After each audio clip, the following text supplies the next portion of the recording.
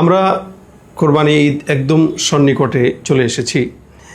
এই ঈদুল আজহাকে উপলক্ষ করে জায়গায় জায়গায় গরু ছাগলের হাট, বেচা কিনা, এটা একটা ধুম পড়ে যায়।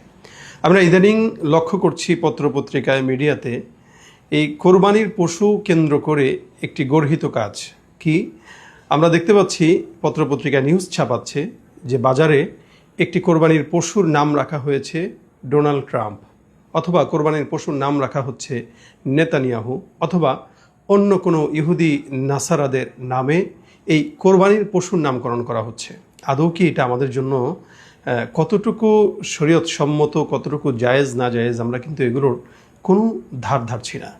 দেখুন, কোরবানি এটি অন্যতম একটি ইসলামের বিধান, যাকে শেয়ারুল্লাহ বলা হয়। এগুলো আল্লাহ পাকের শেয়ার, ইসলামের একটি শেয়ার।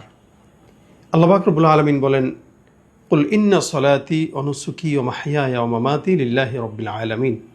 নিশ্চয়ই বান্দার নামাজ, বান্দার কোরবানি, হায়াত, মৌত, এগুলো সবই আল্লাহ পাকের জন্য। এই সবকই আল্লাহ পাক এই আয়াতে দিয়েছেন।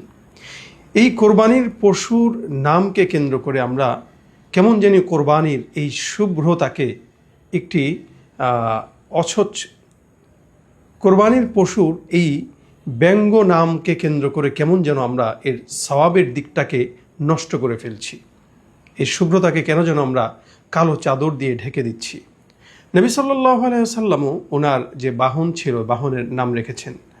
ওনার যে উট ছিল তার একটা নাম ছিল কাসোয়া, এবং তার খচ্চরের নাম দুলদুল। এরকম করে উনি ওনার বাহনের নাম রাখতেন।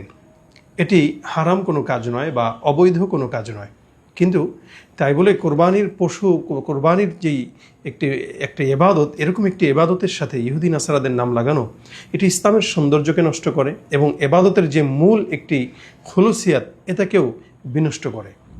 তাই আসুন আমরা এই কোরবানির পশুর বিভিন্ন ইহুদি নাসারাদের নামকে কেন্দ্র করে কোরবানির পশুর নামকরণ করা, এরকম একটি গুনাহের কাজ থেকে, গর্হিত কাজ থেকে আমরা আমাদেরকে হেফাজত করি।